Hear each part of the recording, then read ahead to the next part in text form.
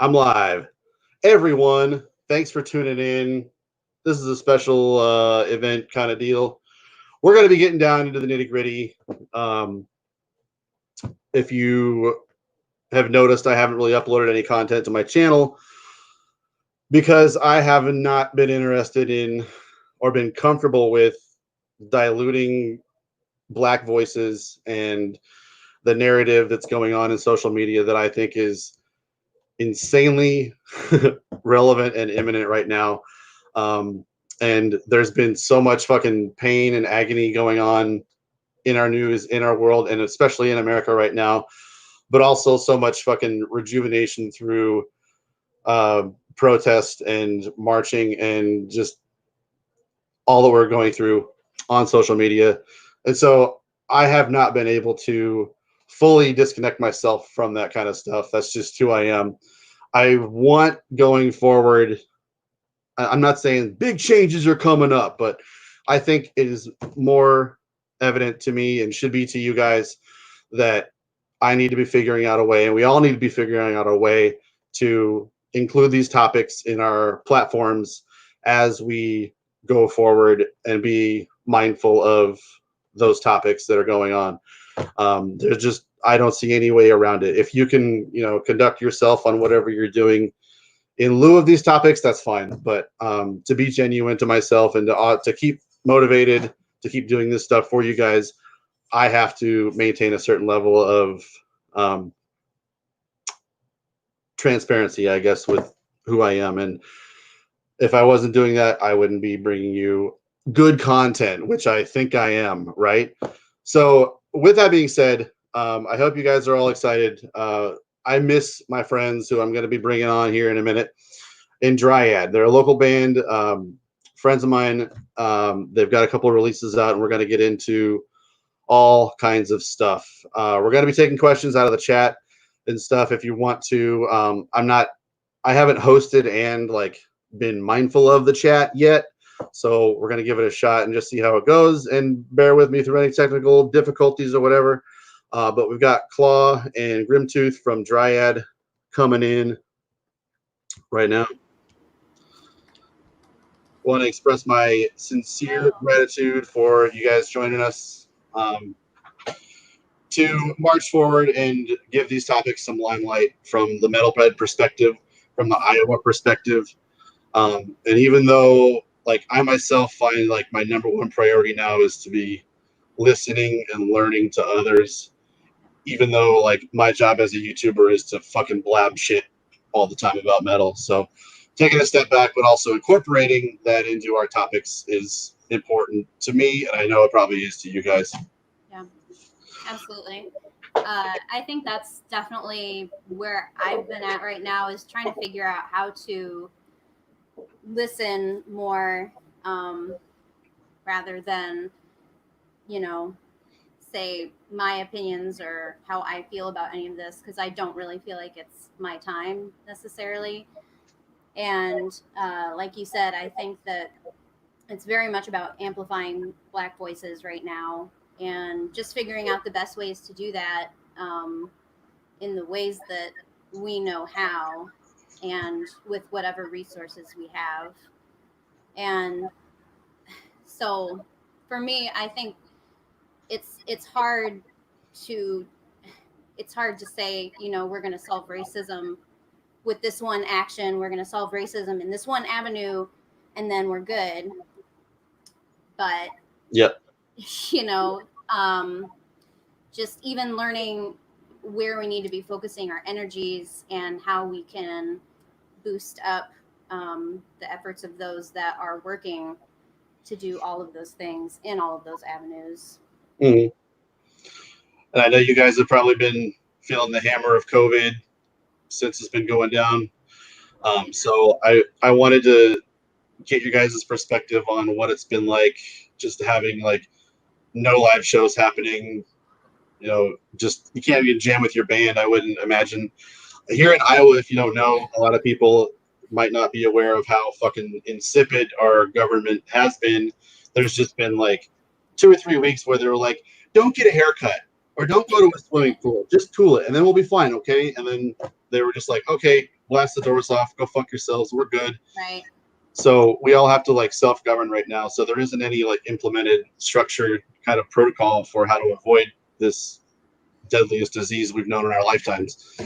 So that's fucking destructive to DIY bands all over the fucking place. So like, how have you guys been doing? I miss you guys. We've been okay. The lack of live shows, I would say, it sucks. Bummer. It sucks. Yeah.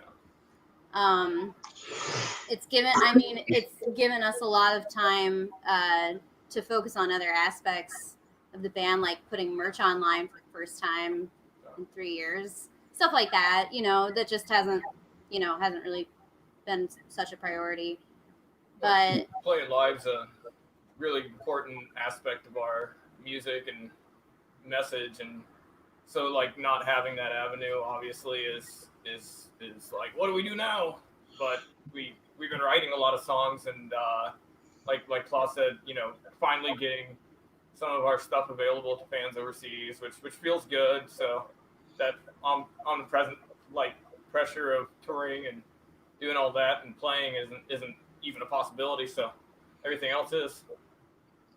It's got to be just an insane thing to surmount in your head and amongst yourselves to just feel like, how do I even fucking continue being creative in this moment? But this has been, I think, like a jubilant time of pain and sorrow and destruction and bloody fucking murder on our streets. So I don't know. For me personally, like I would just think, how do I even get out of bed? Sometimes I do. Right. Yeah, music's a big help, honestly. Like we've been listening to a ton of stuff, and it's been helping each day, like ground us and something that's always going to be there during tough times, which is the arts. So Yeah. having that is always cool. Yeah. For me personally, I think the core thing that makes me need to be a metalhead is that I get angry about a lot of things, but it isn't a problem because I rely on metal to solve that anger and like help me experience it in a third party sort of way. And so having that as an outlet and just fucking consuming it ad nauseum has been absolutely important in this time. Let's zoom out a little bit. I just get to the questions that I wrote, but we don't have to stick to them. We can do whatever. But for people who aren't aware of what Dryad is like or what you guys have been up to for the last few years, what's like a little summary of your musical evolution from day one up until now, and then like going forward? I know you've got a debut full length coming out on Prosthetic Records, which I can't wait for. But like, what's even like the timeline a little bit beyond that you can see right now? Well, in regards to our evolution, I'd say definitely there's been a lot of changes and shuffles in positions. I started out playing bass and not really singing so much, and eventually moved to guitar and singing a little bit more. We also started. Yeah, there's been like some core foundations in our music that we've just expanded on a lot. I feel like we always started with kind of an extreme metal quality and an element of crust punk, but we wanted to kind of just take those things and see how far we could go within those realms. And so we've grown in black metal and death metal and things beyond punk rock and just basic crossover to where we're at now, where we feel like we can involve synthesizers, more organized compositions, and maybe more metal, field, because we're a 4-piece now, and we've kind of grown. So some of those older demos and songs we wrote when we first came out, we're happy to evolve on that core Dryad sound, which is like we said, that punk and that metal kind of coming together, which is a really fun, huge spectrum of music to get into, and like I had mentioned, the black and death metal thing is always a challenge. I know for me as a musician, like growing in just those avenues has been a huge fun part of my growth, just seeing how good I can get and how how much more I can learn, you know, within those genres.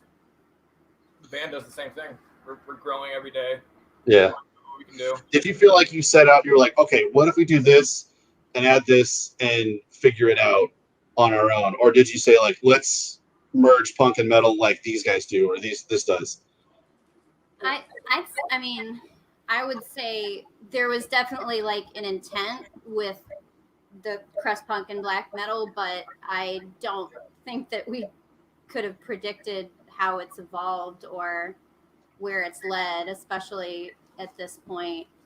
Now, I don't know. I'd say, yeah, definitely, hopefully getting better, definitely maybe getting a little weirder, and Yeah. which is good. You know, I just like, I get really bored with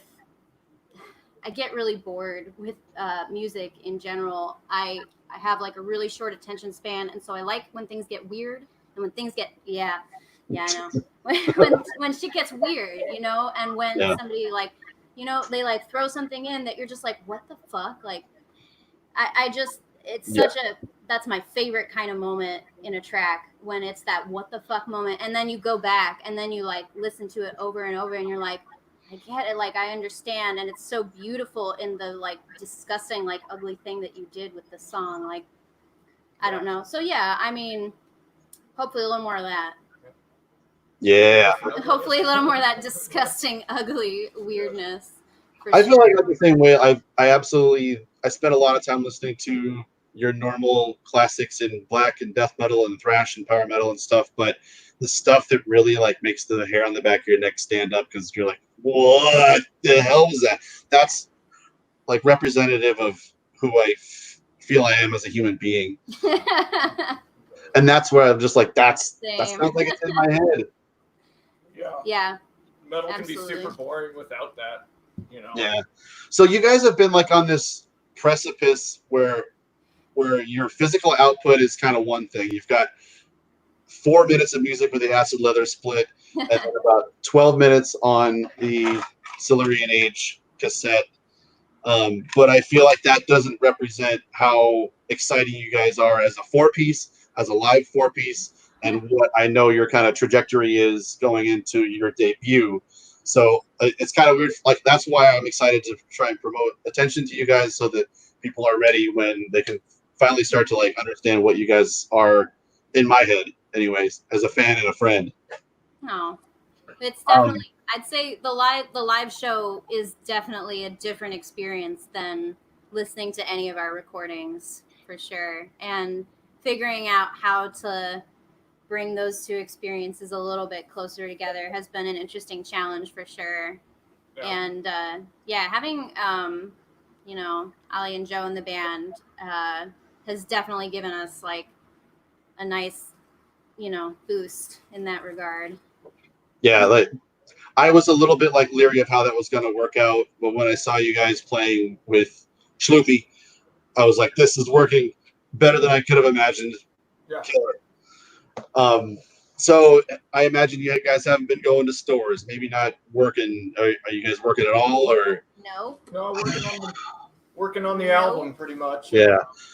So do you feel like, fuck this, I want to get out of the house, or do you feel like, let's cozy up and write another song? Or I mean, like, I'm a cave dweller. I you know, this is not that much different really from like my normal day to day.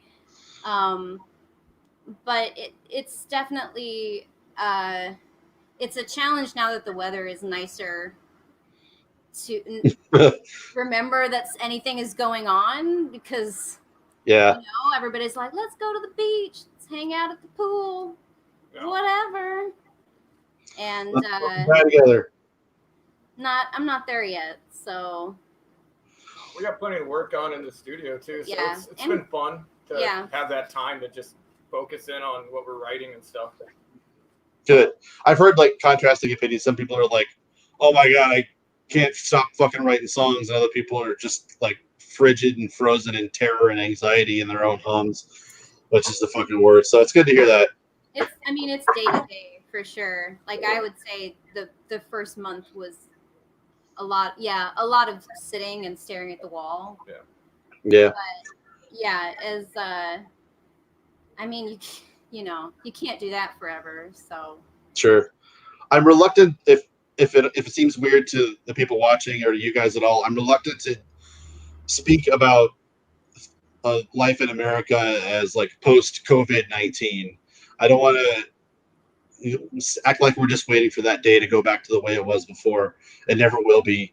So like I'm not even fucking interested in that, and I'm not even just talking about let's have cops be good again or fucking make America great again for that fucking matter. So we're excited for a brighter tomorrow. You know, of course, yeah. And this transition and pain, like I feel like this painful transitional moment in America is going to be equal to how different it might be if we don't fuck this up. yeah.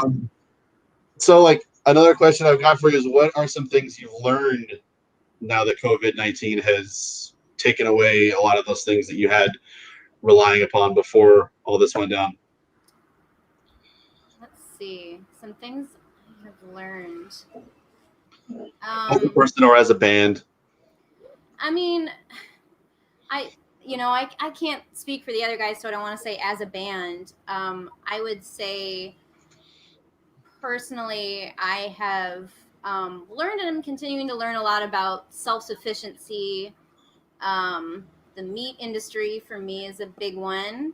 I think, especially here in Iowa, that's something that is not really talked about as much as it should be. Yeah.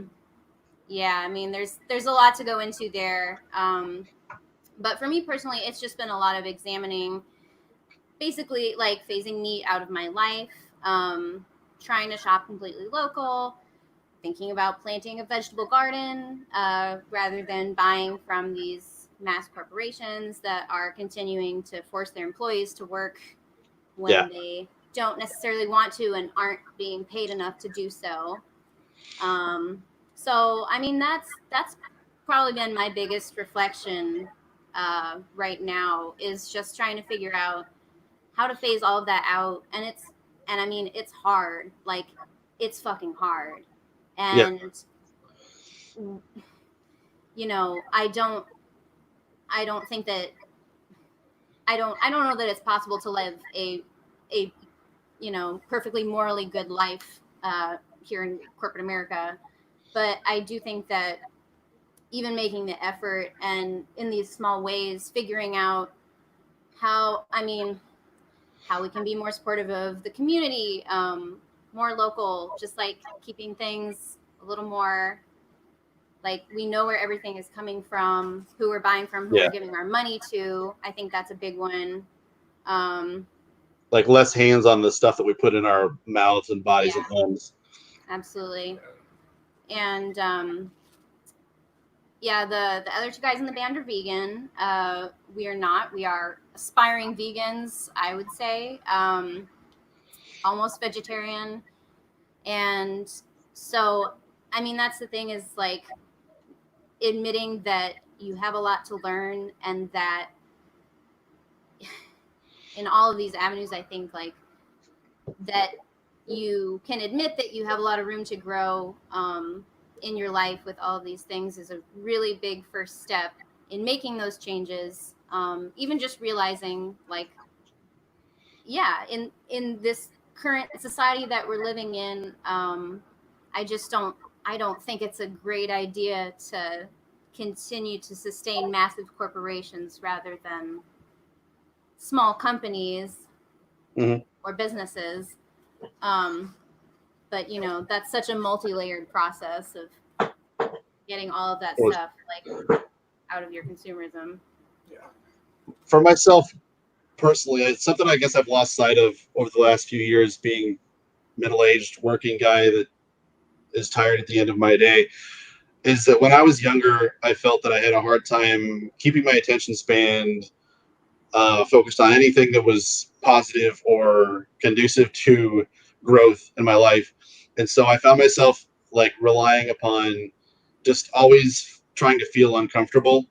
That way I knew I was bound to grow because of it, or to like seek out a conflict in order to just kind of be on the other side of that conflict. So the next time that situation arose, I don't know where I was going with that, but that's kind of how I was thinking after you mentioned that. Yeah.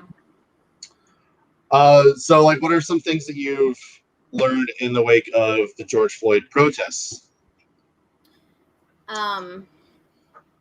That I would say, it is astonishing, the fact that I learned, I would like 0% of the history that we're currently is being talked about and posted about right now.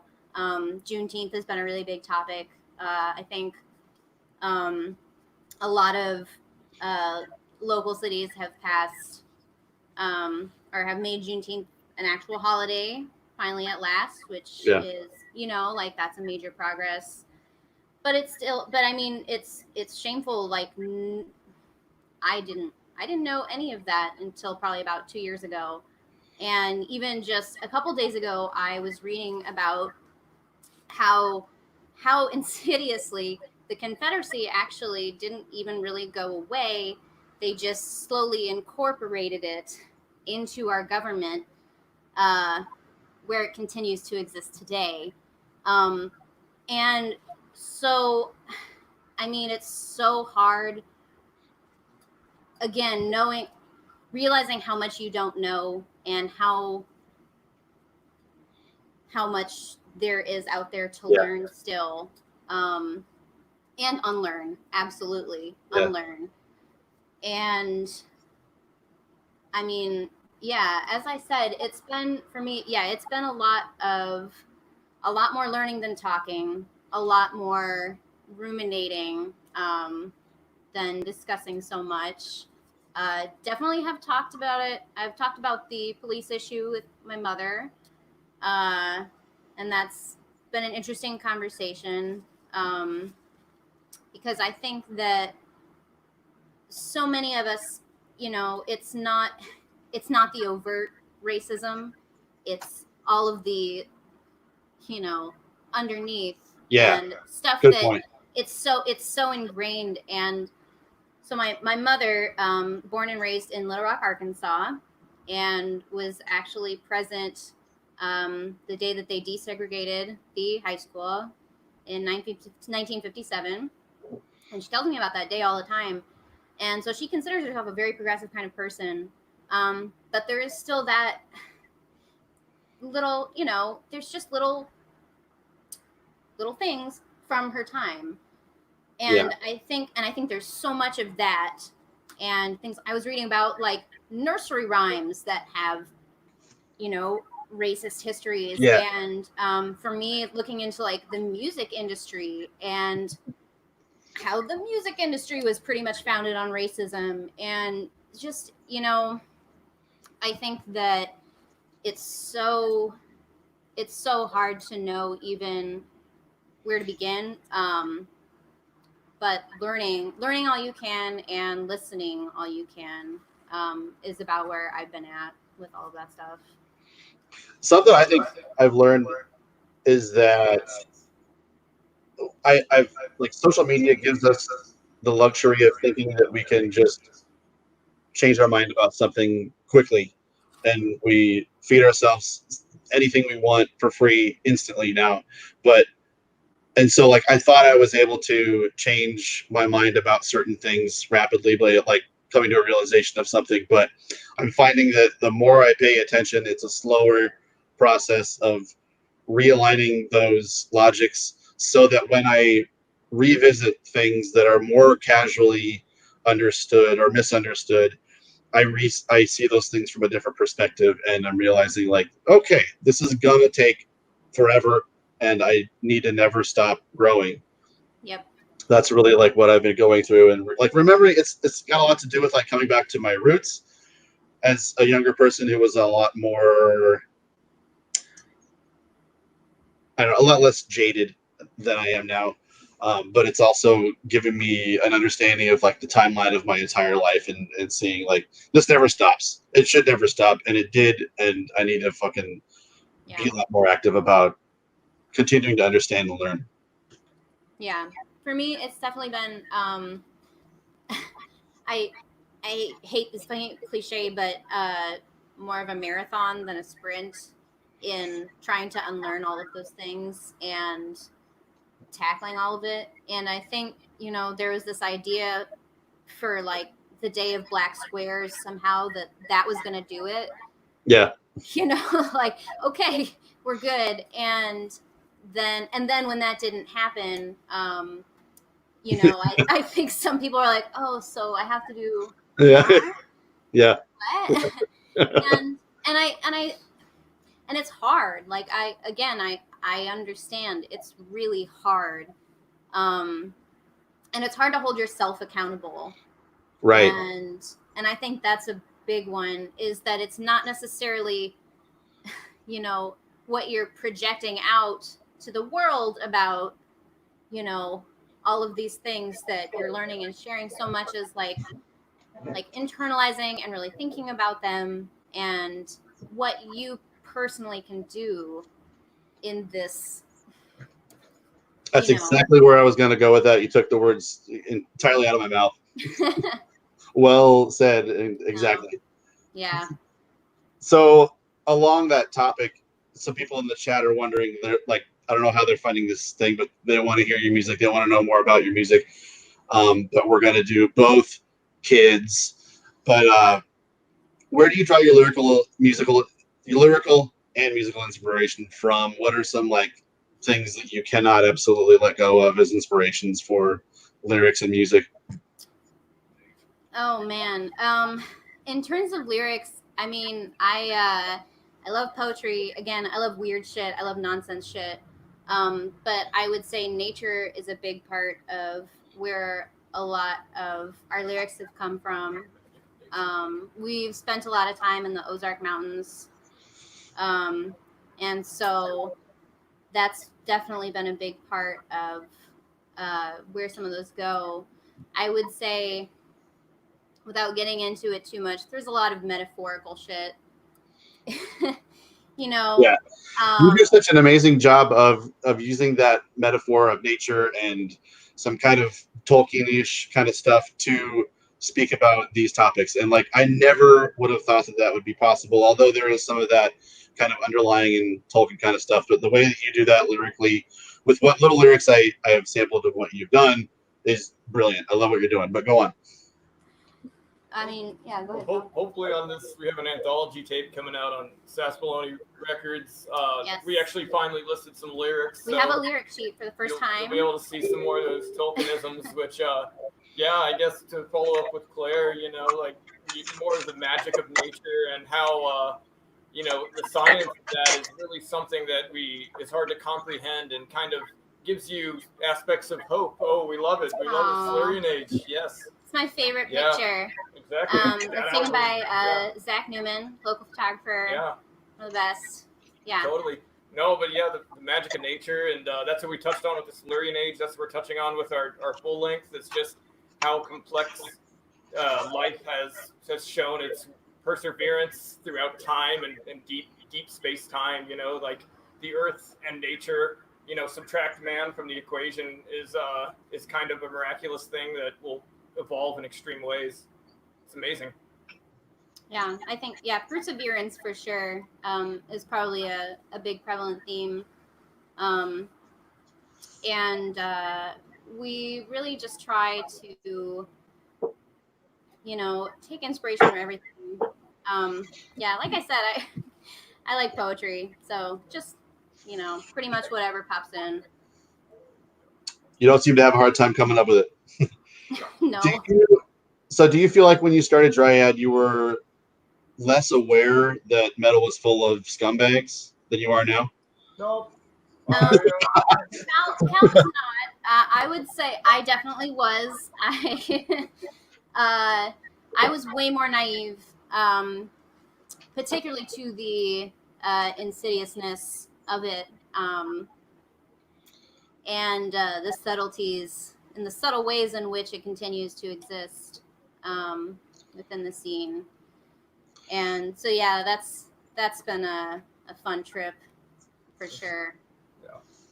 I think the first thing that struck me about you guys when I heard your music was that you were referencing older styles of metal, and I think you guys do a great job of like incorporating, like going back to the roots of metal and incorporating that in kind of a more modern context. And I wondered if is that intentional because it kind of rewrites some of the narrative that has happened since like the 90s and gotten more I don't know, right leaning, I guess I would say, for lack of a better term.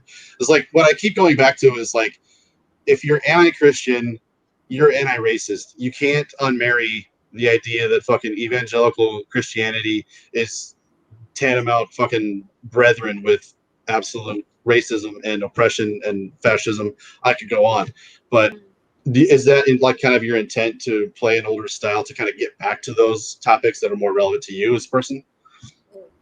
I think that those older styles are just the bands that we listen to.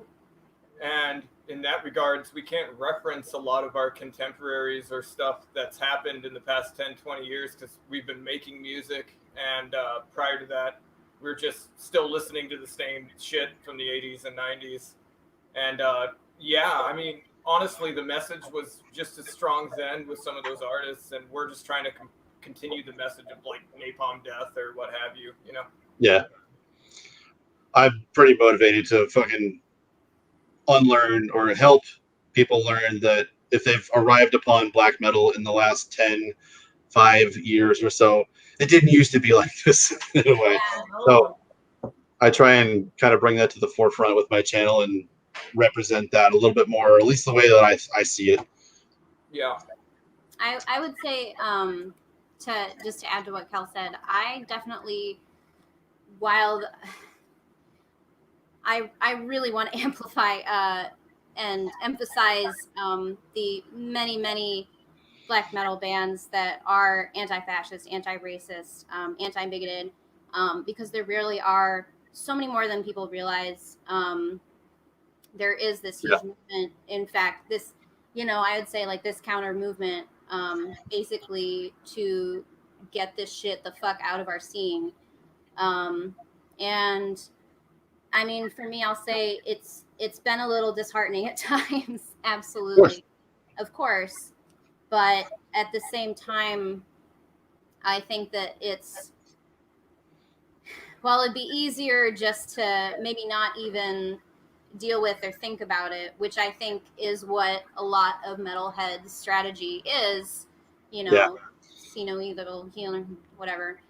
I think that the more that we talk about it openly, the more that we talk about these bands that are openly supporting fascism and racism, the easier and more normalized it's going to be to keep that shit out. Yeah. So I mean, for me, yeah, as a personal mission, absolutely, I want to amplify that shit. That's just a personal mission. That doesn't have any fucking place in metal, honestly. Like, right on.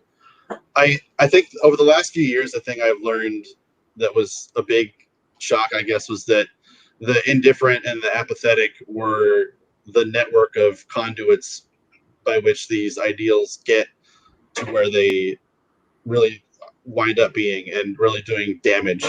And so, like, realizing that, like, apathy is not, like, rejecting that from getting to its course, whether it's, being a YouTuber has made me realize, like, okay, I'm consuming this stuff, but before I was a YouTuber, I was just, buying some stuff and not knowing what I was buying. But now I'm talking about metal on my channel, and I don't feel personally comfortable talking about a band that I don't feel good about, promoting the message of personally. Somebody just mentioned labels and distros. I absolutely agree with that. Yes, we need to hold distros and labels accountable as well. Yeah. Even though they're not the actual artists making those products, the fact that they're having any part in distributing them means, like you said, they're just another link in that chain. And so again, we talked about knowing where your money is going earlier. Yeah. I would say knowing where your money is going in regards to supporting Nazi scum is probably a good priority. Yeah. So that's a good step. Technical difficulties.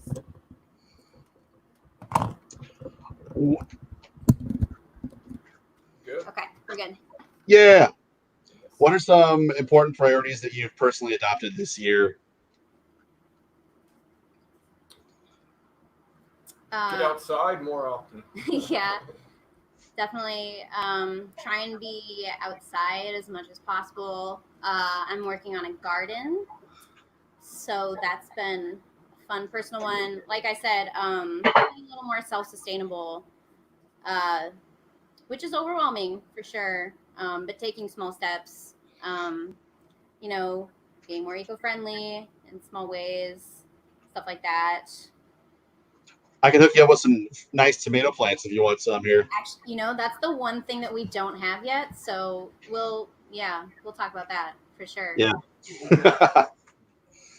I was thinking more along the lines of like, I know you guys just came from a protest or like the Juneteenth celebration, but like being out on the streets as often as possible, I feel like I'm doing that, and I bet you guys are too, and just trying to prioritize being mindful of this kind of new awareness that we're trying to learn and develop. Do what you can. That's always what we've been trying to do, is just do what you can. We play music and people pay attention, so we might as well speak out. And if you can go out there and march, or you can make a stink and talk to your local lawmakers, you should do it because you can. I would say that for me, trying to educate myself a little bit each day has probably been a big one. And so, I mean, sometimes that is, not anything more than like reading an article, but it's like we talked about being consistent, rather than doing that one single action and thinking that you've done enough. And so to me, I think that it's easier for me to have expectations of small steps like education and educating those around me. Yeah. The best ways. I am trying to think about how I can bring that personally to the metal scene in any way. And again, that's tricky because I don't want to speak over people of color, and I don't want to, I don't necessarily feel like that's my place to take charge of that. But I do want people to know that I'm absolutely listening, and if there's something that we as a small band can do to help, please talk to please talk to us, please let us know, because that's something that I've been thinking a lot about.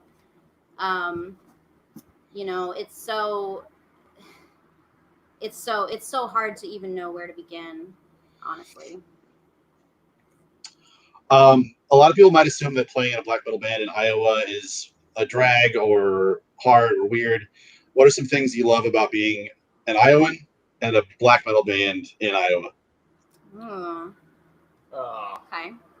I love that it's a small metal community, and it gives us an opportunity to get gigs, wherein other states, other scenes, it might be a little more difficult to kind of fight or barter for your local slot, an opening act, what have you. We've connected pretty well with all the groups in the state, and networked, and when people come through, we're able to kind of share and divvy up the opportunities to play, and we love that. It's really close knit, and it's not really competitive. Everyone's really supportive, and it makes for a really healthy environment where you can grow and teach each other and grow with each other. It's been nice. Yeah. And making black metal here has been really inspiring for myself. I've been working on it for a while, and the nature around me and the environment is such a part of who I am that, you know, obviously it comes through in the music. It really speaks to something like nature-inspired black metal, having no humans and mostly cattle around you. Yeah, I'm noticing, like, going around to other states around here, I'm noticing that, like, Iowa is, as far as my experience has been, like, decimated our natural resources. Maybe like Nebraska could hang with us a bit, but like the resources that we have for natural beauty around here are actually really hard to come by. Most people just think, oh, the park. I mean, everybody's got that, right? It's actually kind of not that easy around here. Yeah. Well, I mean, we're lucky. Actually, we have you to thank for finding some of the more obscure little nature preserves in Iowa. Yeah. He's got a great blog for that. Yeah. Yeah. So I will say that when I moved here from Michigan 14 years ago now, which is nuts. Well, I know. And I initially just thought that Iowa was, you know, rows of corn. And that was pretty much all it had to offer. You know, and there's a little bit of that for people not from here that are watching. There is totally some corn. But there is also a lot of beautiful landscapes and like valleys and ravines and cliffs. One of our favorite places to go is pretty close to here, Lake McBride, and they have the fossil cliffs, which are these limestone cliffs, and they're chock full of fossils, and it's unbelievable. Iowa used to be an ancient lake, you know. Yep. Who knew? And so there's a lot of crazy stuff like that, or the geodes, which are found in Keokuk, Iowa. And that's the only place that you can find those in the world. Keokuk, it's a 70-mile stretch called the Warsaw Formation down by the Mississippi. But that's the only place that those geodes form in the entire world.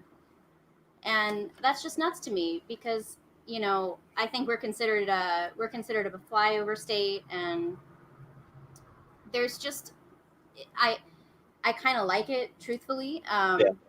You know, I think I'm kind of afraid of the day that somebody discovers all of Iowa's secrets and we have to share them. Gets a little less obscure.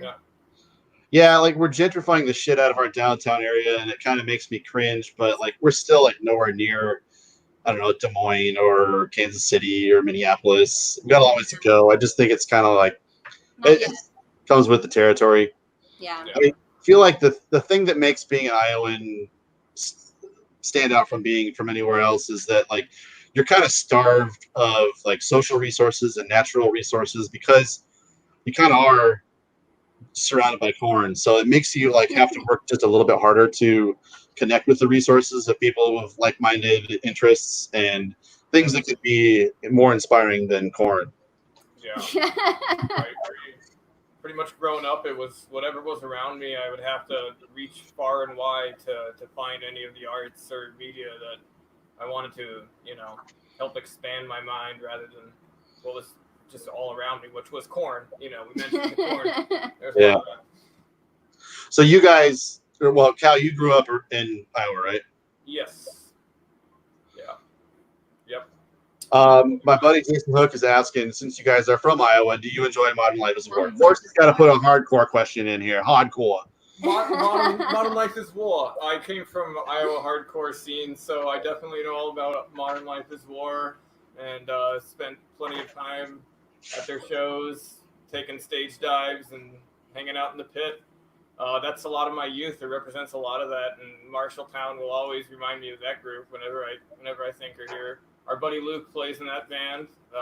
Like to give a shout out to Luke and Druids. And yeah, man, they rock. Of course, it's great to see them since they reunited. And another Iowa band. Yeah, another great Iowa band.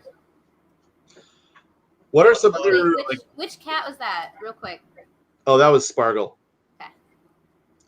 She's named after asparagus, and Kukin is named after cake. And in some weird kind of metaphorical way, like their names actually do represent their personalities.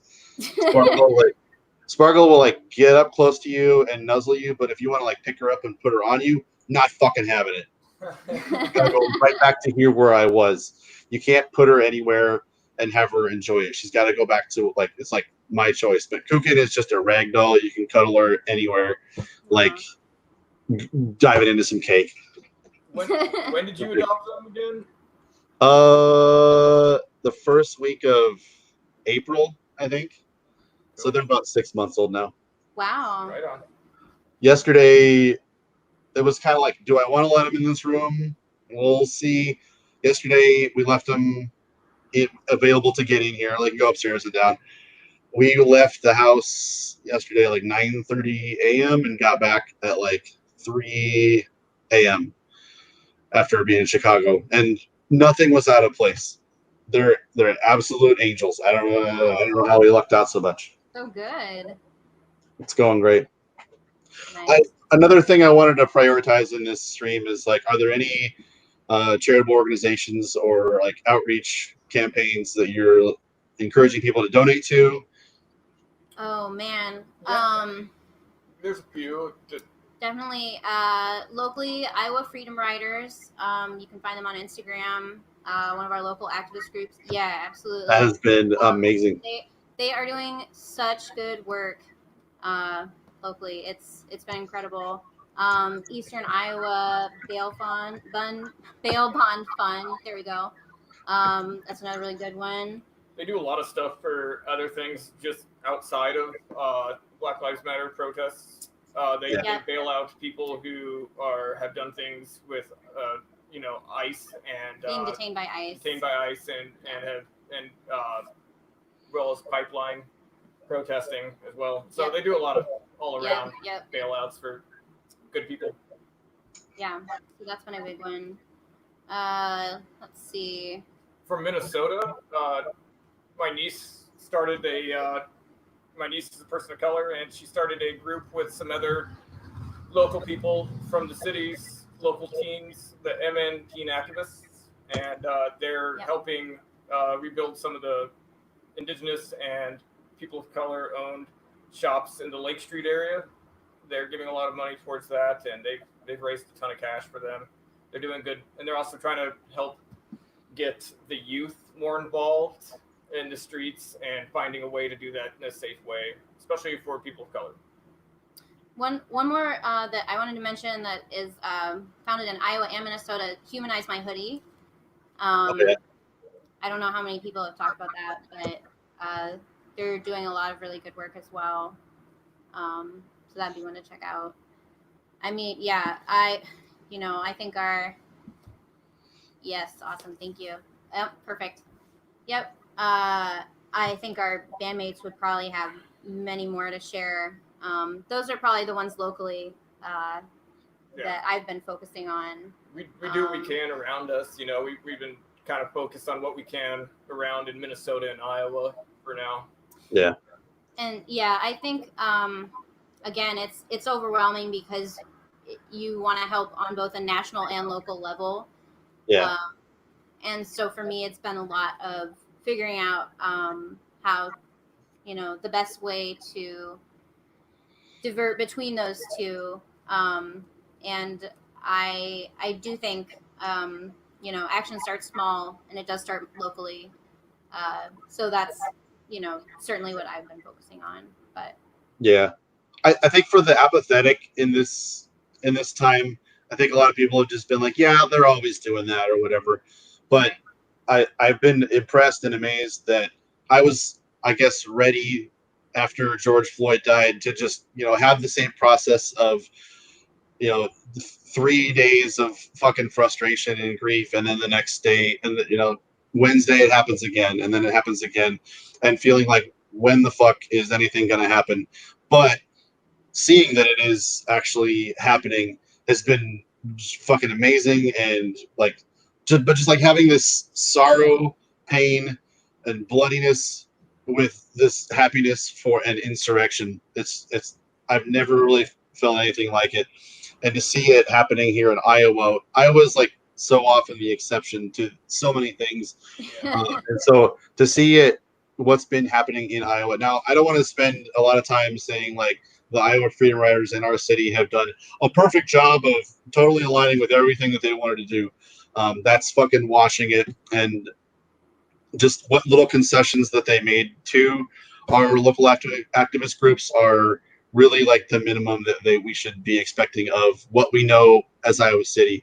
And continuing to further push further and further is absolutely important, because that if we don't, that just gives up on all the progress that we made in the last 3 or 4 weeks.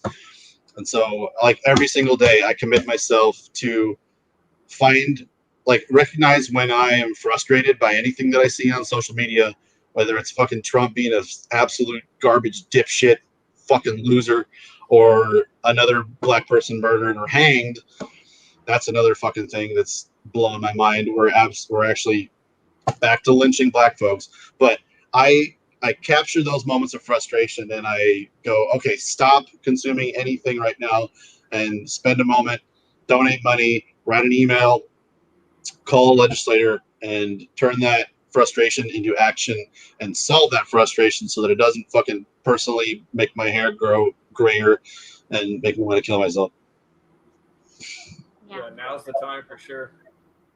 Yeah. I would absolutely agree. I would say that locally, while it's great that, you know, anything has happened, the city council is acknowledging those demands. What they have done is not enough, not nearly enough. Yep. So, and I would assume it's kind of that same way in a lot of other cities. Like, I kind of can't believe that it has worked so well, but it's because we've elected officials in Iowa City that are black and people of color and more progressive thinking. But what I think really changed my mind and opened my eyes was that our mayor was going around town and having events saying, I need to hear from you, and I really need to hear from you in order for anything to change. I can, since we have a democratic process, our power is spread among many people. So you need to push your influence upon the many of us so that change happens and it reciprocates. Yeah, he's doing a good job, I think, at least by showing that he cares. Trying.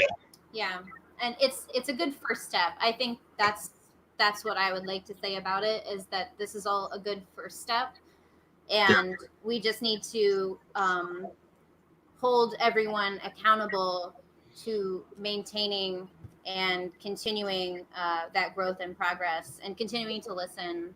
Stay at it. Yeah, stay at it, basically. Part of, I think, growing into being a better listener too is to stop seeing these headlines that say, "Oh, they fired the cop. That's great. We can go on to the next fucking problem." That's fuck off. The least possible thing I could ask of you. But also, I guess it's important to acknowledge, and this kind of parlays into what I've been focusing on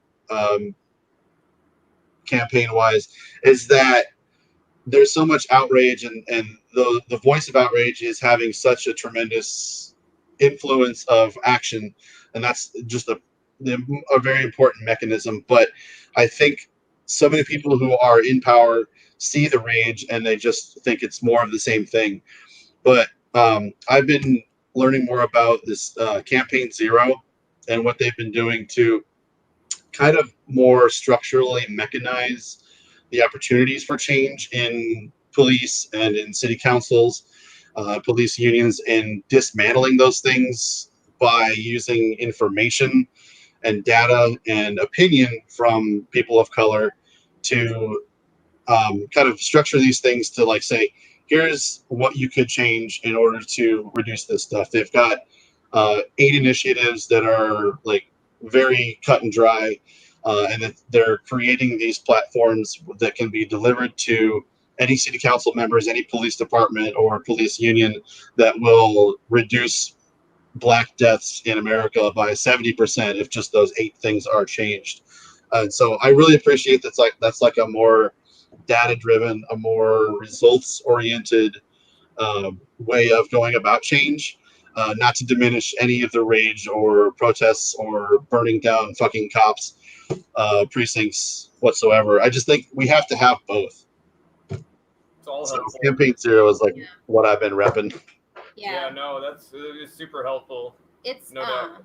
I will just say that that has been one hard thing for me is that realization that it maybe does have to be both. Yeah. And that it's not going to be immediate. And Yeah. that I think that, real quick, I want to say that these are just my views. These are not the views of the band. Because I think everybody does have their own very strong views on abolishing the police in this band. So just for me personally, it's an inherently racist system. It shouldn't exist. Unfortunately, I think that people are going to have a really hard time letting it go just like that without, like you said, the data and the discussions and the forming of more of community policing. And the idea, so to me, and this is where I'm at with it, is that it's going to take steps like everything else. But I fully believe in abolishing the police. And what I think people don't understand is that doesn't, we still want to have a community policing system, but the system that the American police departments are based on is inherently a racist system. Yeah. Like so rebuilding it or changing it is just and so I mean, unless you plan on doing it like pulling out the roots, like the weed is going to grow back. And I think that's a really hard thing for people. It's scary because this is all brand new, and this is not anything that we've talked about before. And so I think a lot of people don't even understand what a world without police would look like. Yeah. They can't even imagine it. I think in the last 10 years as Americans, one of the things that's really made us maybe dumber, for lack of a better term, is that we're so scared of being wrong. And so when we hear something like an idea of just complete erasure of policing, we think, well, that can't be. How can you do that? There's no possible substitute for that. And then so they want to just immediately go, no, you're wrong, without hearing people saying, no, there are actually structural, positive, reinforced, and developmental things that we can be doing instead of police. And nobody wants to hear that because they don't want to be wrong. Yeah. So I'm trying to make sure that I'm amplifying solutions as much as I am to listening to problems. Yeah, absolutely. You need both. And I think just even having these discussions, like the fact that so many people are talking about a subject right now that previously has just been, I think, very quietly discussed in select circles, and all of a sudden this has become like a mainstream trending topic, and that is so great. I really hope that the momentum continues. I really do. I think that people are starting to wake up. Don't let it be just the trend. Yeah. Let's keep on the streets and keep at it. To me, it's just begun. Like, the systematic changes need to continue to be made. Like, it's a process, like you said. I got a good question coming up here. Oh, no. Maybe not right now, but okay, yeah. To me, metal is the voice of rage and opposition to oppression and marginalization. How do you think we've failed to reach communities who are the most oppressed with metal? Ooh, accessibility would be a big one. I think that's something I've been thinking about a lot is, accessibility. Marginalized people that have a significantly harder time accessing live shows, purchasing musical instruments to learn how to play music. I think there's a lot of barriers, and I mean, I can only imagine it would probably be really discouraging, if no live bands are going to come tour your area, or because it's not, profitable, or again, so like what I've been thinking a lot about is like community music programs, community youth outreach, which I actually do think we have a lot of really great local music programs here in town. But I do think that it's still, there's so much more that we can do. I think there's a lot of discouragement right now, and again, I think that I don't have the answer. I don't have the solution, but I am trying really hard to think of the smallest ways in which I can affect those changes. And so, yeah, I think accessibility, gatekeeping, like the weird gatekeeping in the metal scene, which is so dumb. I don't know. Like, I have met like some of those wonderful, sweetest, kindest people in metal, most welcoming, open human beings in my life, and it's bizarre to me that there's this other side of that, where people are saying like stay out or you're not a part of this, because like I mean, metal is such a diehard community, and I just can't. I think sometimes the problem that we run into is that metal is all about extremity. So if you find the first footstep in your path, you go all the way to the end. And so we've got these far right and far left kind of ideologies, but no one is really like finding themselves in the middle. I don't think. And so, but then there's like these apathetic white guys who are just here for the riffs. And so I think when people of color see that, they think, well, like, I don't really give a shit what they're into. I don't see any people like me, so there's nothing that even, would draw a person of color to our genre. Yeah. Absolutely. Did I say that already? Oh, I'm sorry. Real quick, I do think that apathy is, that's one of the biggest problems right now. And because it's easy, I know it's so easy. Like, it's so easy to be apathetic. It really is. But the people that aren't being apathetic are just making shit worse and worse. And I just don't know how you can be at this stage. Honestly, I really don't. So I mean, it's hard because I don't. When we talk about metal being a welcoming environment, I think that there's discussions to be had, to an extent, with people who are apathetic, or maybe just ignorant, or just just don't understand why it's a big deal. Yeah. If you think that metal's about like freedom of speech, you're right. And if you think that hate speech doesn't lead to actual hate action, you're totally wrong, because it does.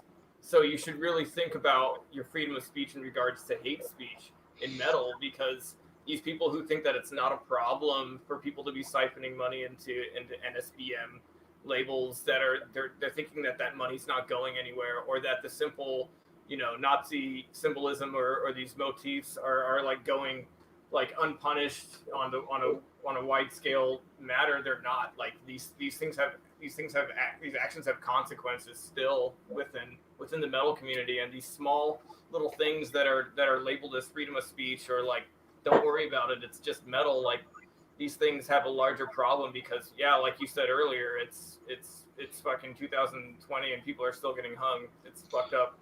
Yeah.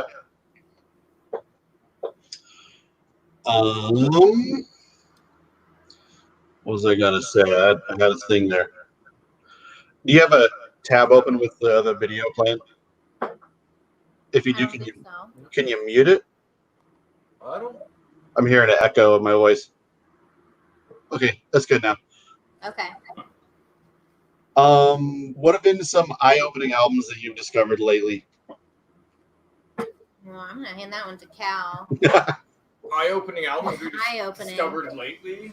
I mean, gosh, we've been re-listening to a lot of the Lycia stuff and their early project records because all that ambience really adds a lot to our music. We're finding that layers of synths and, adding that to the black metal really boosts a lot of the tone. So I guess, like, the idea that synths are a huge tool in black metal has been eye-opening to us, and we're trying to expand on that. Claw really likes keyboards, and we're hoping to really expand on those tonal opportunities with synthesizers and whatnot. Mm-hmm. So I mean, we're listening to a lot of summoning lately. I don't know, and just seeing like what you can do with just two people and some synthesizers, really, and like good composition and songwriting goes a long way too.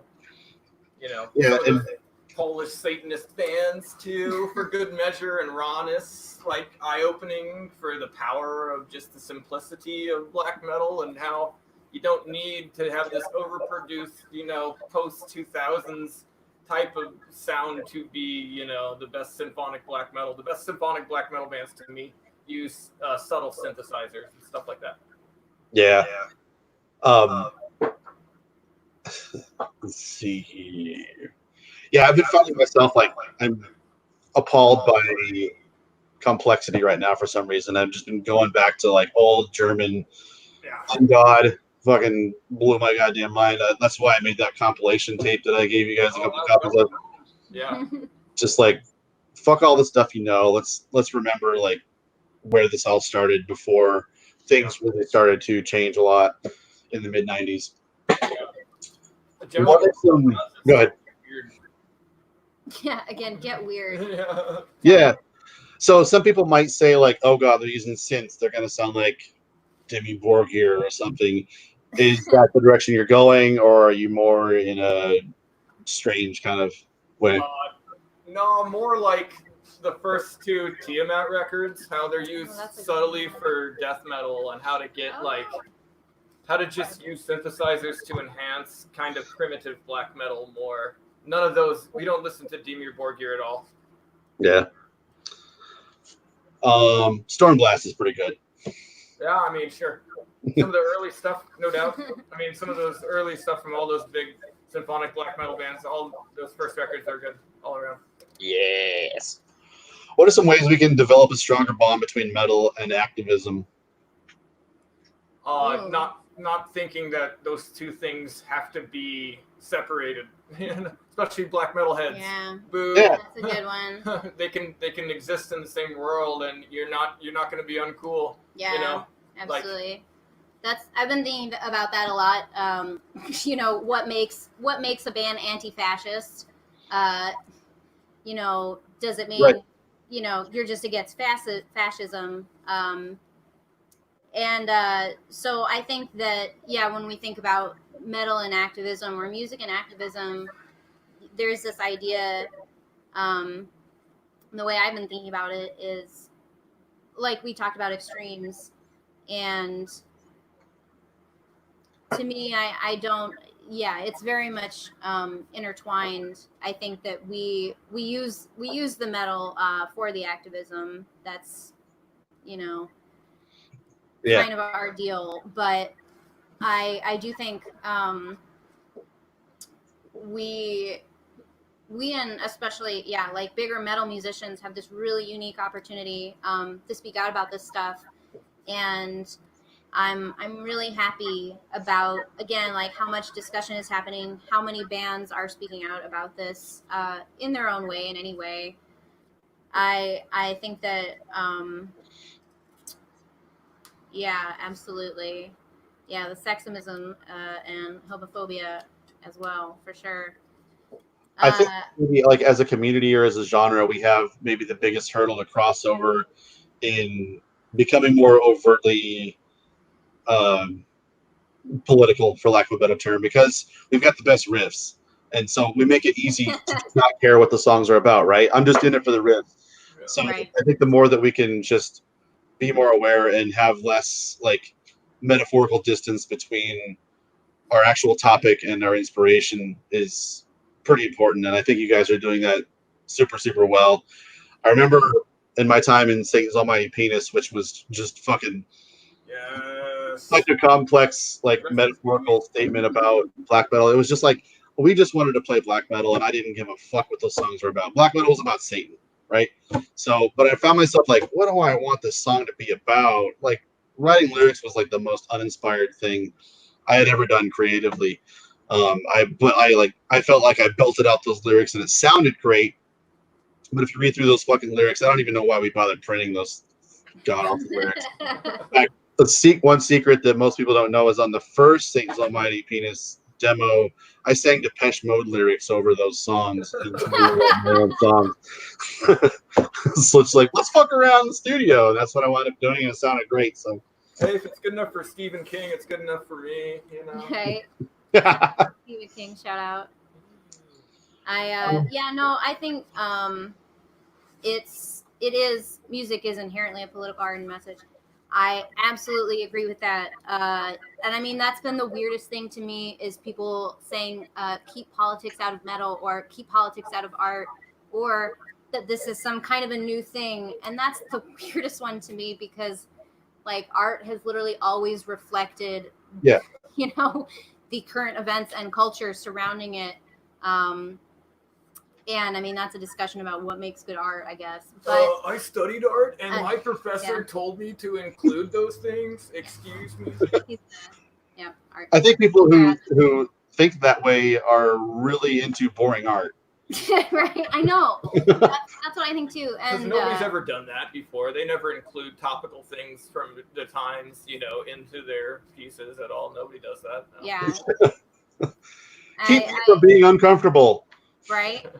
I mean, well, it's funny to me. People are really upset that Black Sabbath is a political band all of a sudden. Like that's been really fun threads to look through for sure. Bunch of hippies, Black Sabbath. Because hippies. I mean that's the truth is that activism in music and politics in music and art has existed as long as art has existed. And so to think that to think that you can somehow separate those things in your mind, I just don't see how it's possible. I mean, people do it all the time, but I think if you really examined a lot of the bands that you think are apolitical, they probably actually have more opinions than you think. Yeah, or they're using enough layers of metaphor that their message is like diluted enough that it's completely lost on you. Right. So, and a final topic, I guess, to touch upon is, I think what's been going on here in Iowa City has been inspiring. We talked about it a little bit earlier, but did you guys think like, okay, this is just going to wash over our town like everything else does as Iowans a little bit? I would hope not, because I feel like Iowa City, being the one of the state university hotbeds, like it would be more centered towards action. Or I didn't think it would skip over. I thought it'd be the most active besides the Capitol. Yeah, I it's not that I didn't think I'd see action here, but I am really pleasantly surprised by how many people have come out and spoke out locally. I think it's definitely exceeded a lot of people's expectations for Iowa City. So yeah, I mean, I felt it kind of mirrors, at least myself, it mirrors the way I've responded to it, what's happening in Minnesota and Louisville and everywhere else. Like I can't believe it. It's amazing. Yeah, gotta keep it up. Yeah, Yeah. absolutely. Yes. Yep. Just keep the momentum going, and that to me is like the you know I'm a big cynic, so it's but I'm really hopeful that the momentum is going to keep going, and that people here are going to keep talking about it. I think that we have a unique problem in this liberal college town, where we think that we've already solved all of our racial inequality, and the truth is that it's just hidden right under the surface. And I think that is actually the case in a lot of these small college towns. Yep. And so I just want to make sure that we all keep talking about it. The community keeps talking about it. That this remains a relevant issue. Always has been and will be after anything changes. Yeah, exactly. Because I mean there's just I feel like there is constantly work to be done, especially within like city governments and communities. And so I just I hope that we continue to do that locally here. Cal, you do a distro on the side, right? Yes, sir. How does that operate? Like, I want people to, like I'm trying to help you out with a website and a logo and all that, but like, I still need to understand how you're buying multiple copies of stuff and selling them to people. Are you just flinging records to friends? Well, Grimtooth's Very Metal Things is a mobile distro at this point, soon to be online with the help of friends. It's a collective more than anything. The main goal of it is really to reach out to what the underground of what people think is the underground of metal, and trying to scrape up some of those artists that go below the radar. Network with smaller labels and smaller distros than even what people think are independent. And basically artists that can't distribute themselves, our friends groups, bands that I don't think get enough representation, rare titles, out of print, dead stock, defunct albums, and groups that maybe aren't even active anymore, like getting a hold of them and bringing all that stuff into people's homes, whereas their only accessible form of music is maybe like Spotify or something. There's a lot of other stuff out there, and that's what I do. I like to gather it all and share it, and hopefully it'll all be online soon. So basically, it's just a collection now that's taking up way too much space that I bring to shows, but soon it'll be available, and I'll be sending out a wholesale email list as well as flyers with more information. Keeping it old school. I do a lot of trading with people overseas, and write letters and do a lot of activity with people who do things in an old school way, and keeping that alive is really important to me in the distro. That's great to hear. A lot of people they're just Spotify black metal heads or something. Yeah, I mean, if you're anything like me, like, having something physical to hold on to is important. And honestly, a lot of music that's out there is not available on iTunes Music or Spotify. And there's a lot of really good stuff out there. And, the last thing that I would associate, even though we have social media, the last thing that I would associate with black metal or death metal would be, social media. So, or the internet. So there's all kinds of other stuff out there. That's kind of what I do, is go out and gather it up and share it. But expect to see a lot of those things, dead stock, out of print titles, rarities, imports. That's what I do. Yeah, I love that. Like, you're not just another crusty black metal band in Iowa. You're also a curator of the old school, like I kind of primarily am, and also a collector, like I am. I kind of can't believe we coexist here in Iowa City. I was really wanting to start having like metal DJ nights around bars around town and shit with you, but someday. Whatever, I got. We'll do it with the zombies. You know, There you go. the atomic zombies. I keep seeing like little shreds of evidence where people from this town are like, "Whoa, you're a metalhead! I can't let you get away. We gotta connect more." And like I saw this kid the other day. He had a "Eaten Back to Life" Oliver print shirt at work, and I was just like, "What? What are you doing?" One of us.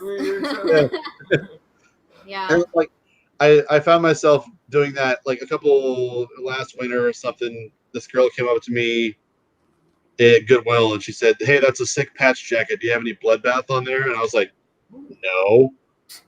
And that was it. I was like, fuck.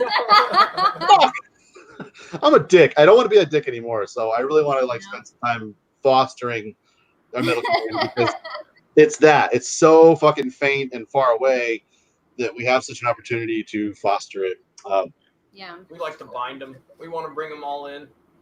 Yeah. Let's see. I'm checking up on the chat here real quick. So you've got a tape. Do you still have those available on your Bandcamp? This one, the Slurried Age. We are sold out of the third. That's had third pressing three now. pressings, and they're all been sold out. So those are all sold out. We do have an anthology tape coming out very soon. Corey Peak of Closet Witch. Hi, Corey and Molly. Corey is helping us put that out on his label Sarsaparilla. We should have that soon for you all, but that will have both pretty much everything. Everything we have so far, and some new ones, some unreleased, some B-sides and the exclusive. You know. So I don't know if we're ever gonna do. Everything else is out of print. We don't have anything. Tape. Yeah. So yours is Yeah, you have one collectible. Yep. Nice. Yep. So you've got all your stuff's on Bandcamp, and then so your debut is coming out on Prosthetic. Is that held up by COVID, or is that still in the works? Or it's, pretty much every aspect of it. The whole process has been held up by everything. From being unemployed to our bandmates getting stuck in Egypt when all of the studios being shut down. Yeah, studios shut down. We're still in the process of that record. Record plant fires. You know. God. It's an interesting time to try and put out a full length. For sure. It's in the process though, and it's coming. I mean, like that's So artwork by Nightmare Imagery. It's phenomenal. We're really excited about this album. We're so excited about it. So excited. I'm really bummed that we are not going to be able to play these songs live for a while, unless we figure out live streaming. We're not big technology. This is probably the most we've done with the computer in forever. But I mean, I'm still really excited to put this out into the world. It's very special, and it's definitely like the culmination of what we've been doing for the last 3 years. We're gonna whip out some new tricks. Nice. So have you like wrapped up the debut full length, and are you working beyond that yet, or are you just like kind of perfecting the? We're focusing in on the Abyssal Plane, the full length for Prosthetic right now. I think that's going to be the main objective for the next year or two. Really just kind of putting all our energy into that release, and then hopefully in the future, I can even say that right now, eventually touring it. A year from now, I don't know. It's hard to plan. It's crazy. Live streaming. I don't know. We'll figure it out. It's crazy to see people like still planning metal festivals and stuff. Like, good for them, but like we're reading about these huge concert companies that are like not giving refunds to bands or concert goers. Fuck Live Nation. It's just kind of disgusting. Like, why would you want to go into that field or do it? So it's really kind of an uneasy thing, but we're still putting all our energy into the Abyssal Plane, which is our first proper full length, and it's we think is our best material, and our first full length with our new drummer Oliver and our bassist Joe, who we love and as a 4-piece, our first full-length is 4-piece. You guys really, when I saw you guys live last, I don't know when it was, but I think it was maybe the first show I saw with Joe on bass. I was like, this really sounds like a full band rather than like songs written and this added here, and maybe it sounded so fucking developed by people who were in the same room together. I know a lot of like metal projects that kind of sound like more elemental, but yeah, having like that drawn out part, that was Mission Creek, that's what it was. There was this kind of drawn out repetitive part where Joe was adding this like super bluesy kind of soulsy kind of bass part to it, and I was like, this is doing it. It's works. Rules.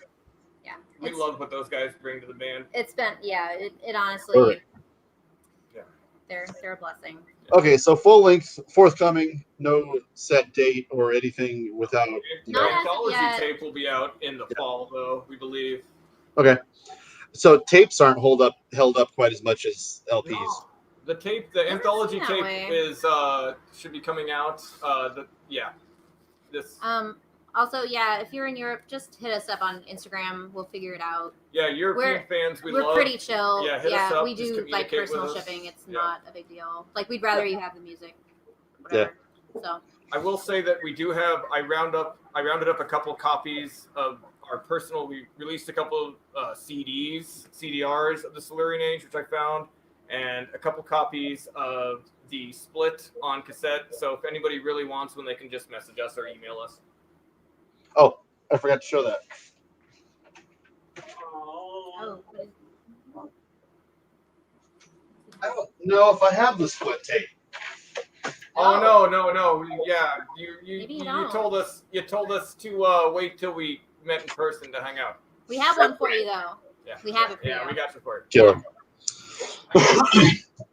So, anything else you want to wrap on the stream before we call it a night and kick it? Yeah, this is our. Yep, we got a couple copies of that available if anybody really wants one. Yeah. Yep. Set us up. Yeah. Things to wrap up. No, I think my main emphasis is having these kinds of conversations in the metal community to stomp out racism, sexism, homophobia, bigotry of all kinds. I'm so happy that we're talking as much as we are now. And I just really hope that people continue to push for more and more change and more diversity in metal. Absolutely. Ooh, that's a good question. Are you reading questions? Yeah, I'm reading the comments. I have terrible eyesight. Because I have a very short attention span. Yeah. I know that Bandcamp actually has a really good list of Black artists right now. Black artists we're listening to right now? Are they asking what like Black artists we're listening to? They're asking about like black people in metal. Oh, Black artists in metal. We really like Hagathorn from Chicago. They're pretty sick. They just put out a split with our friends in Closet Witch and Pure Death Camp. We went on tour with them. They're an awesome anti-fascist black metal band from Chicago that's current that a lot of people don't talk about a lot. We don't really like to talk, but it is important. Race is important, but yeah.